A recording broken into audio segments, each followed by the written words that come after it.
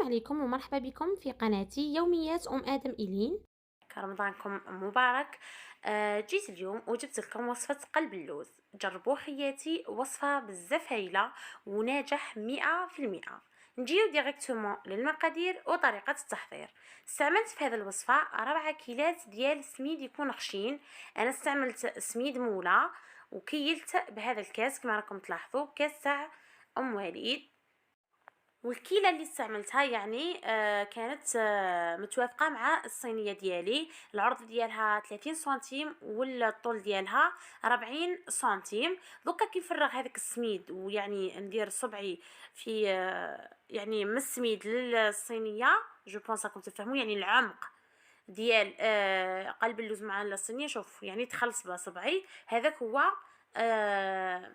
كما نقولوا هذاك هو العبر. نعاود نرجع هذاك السميد في الغيسيبيون ونجي نكمل نوري لكم باقي المقادير اللي استعملتها في هذه الوصفه. فوق هذاك السميد ضفت 2 كيسان ديال السكر العادي، يعني 4 كيلات بزوج كيلات ديال 4 كيلات سميد عفوا بزوج كيلات ديال السكر العادي. نخلطهم هكذا كما راكم تشاهدوا مع بعض. شوفوا طريقة جد سهلة، ووصفة قلت لكم ناجحة، أي مبتدئة تقدر دير هذا الوصفة. ونضيف فوقهم ملعقة صغيرة فانيليا ونحط هذا الخليط يعني بجيه. نجيب اوتخ غيسيبيون باش ندير الخليط الثاني. لاحظوا وركزوا لي على الفرشيطه باسكو الفرشيطه اللي نخدم بها قلب اللوز. جبت كاس ناقص اصبع حليب يعني يكون بارد عادي، كاس ناقص اصبع زيت نباتي، ونجيب نص كاس ديال المزهر ونخلطهم مع بعض بالفرشيطه كما راكم تشاهدوا، وملعقه صغيره خميره كيميائيه. نخلطهم بيان بالفرشيطه كما راكم تشاهدوا عفوا. ومن بعد نجيب الخليط الاول اللي كنت ضفته معاكم، عفوا اللي كنت خدمته معاكم، ونبدا نفرغ في الخليط الثاني فيه ونخدم بالفرشيطه. الفرشيطه هي السر اللي يخلي قلب اللوز ديالك يجي ناجح، ويعني ما يخرجلكش يابس ولا ما تخافيش كامل منه، يجي طري كيما تاع المحلات. ونبقى نخلط غير بالعقل ونضيف في هذاك الخليط الثاني ونخلط غير بالعقل بالفرشيطه حتى يدخل لي كامل في السميد اللي كنت ضفته معاكم. لاحظوا بالفرشيطه خلطوا، يعني ما نجيبوش كامل ملعقه ولا حاجه اخرى، بالفرشيطه هكذا يدخل لك الخليط، ما تخافيش يعني عادي. لاحظوا شوفي كيف راني يعني ندخل في هذاك السوائل في النواشف. جاني روعه هذا قلب اللوز، وهذه يعني طريقتي المعتمده فيه. الان نغطيه بابي فيل ونخليه يبات ليله كامله. لاحظوا بعد ما بات ليله كامله نجي نعاود نخلطو ثاني بالفرشيطه، يعني دائما رانا نستعملو فيها باش الوصفه ديالي تجي ناجحه.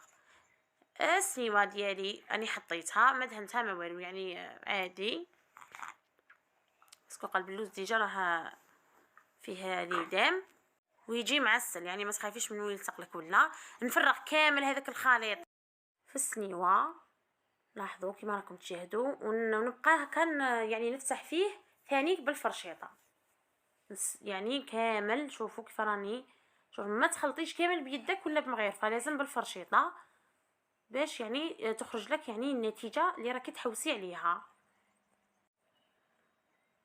ومن بعد نجيب ملعقه هكذا نسويلو يعني الوجه ديالو باش يعني يجيني ليس من الفوق. شاهدوا كيفاش راني نليسي فيه بالمغيرفه.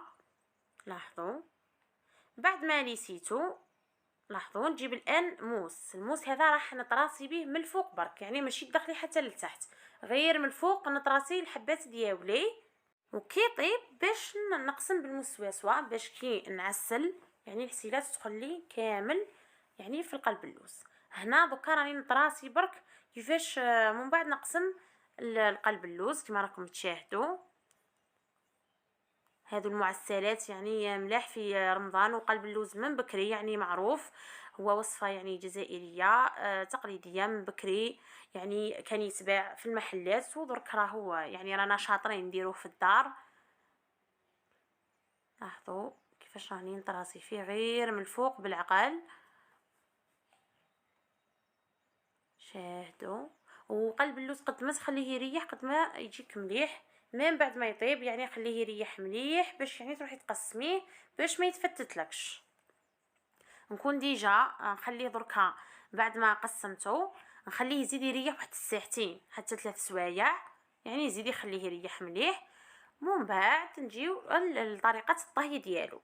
انا لو طوني كان يريح جيت بروفيتيت خدمت الحسيله استعملت 2 كيسان سكر عادي مع 4 كيسان ماء، يعني 2 كيلات مع 4 كيسان ماء. نخليهم فوق النار، نخليها واحد نص ساعه حتى يعني شويه ماشي تعقيد بصح شويه، يعني ما نديرهاش ميها. لاحظوا بعد ما دخلت القلب اللوز طابلي على درجه حراره 200، نخليه يطيب مليح. شوفوا كيف احمر لي، الله الله. نجيب الان السكين ونقسم مليح، يعني ندخل هذوك فلاطراس اللي كنت طراسيت من قبل، ندخل مليح الموس حتى للداخل باش الحسيله تدخل لي مليح، ونعسلو كما راكم تشاهدوا. وفي الاخير لحقنا بيان سور نهايه لا فيديو. شوفوا يعني قلب اللوز ديالي كيفاش جا. جربوا خياتي، وصفه ناجحه 100%. شوفوا الله يبارك شحال جا طري وبنين وشامخ، الله الله. مع السلامة في فيديو آخر.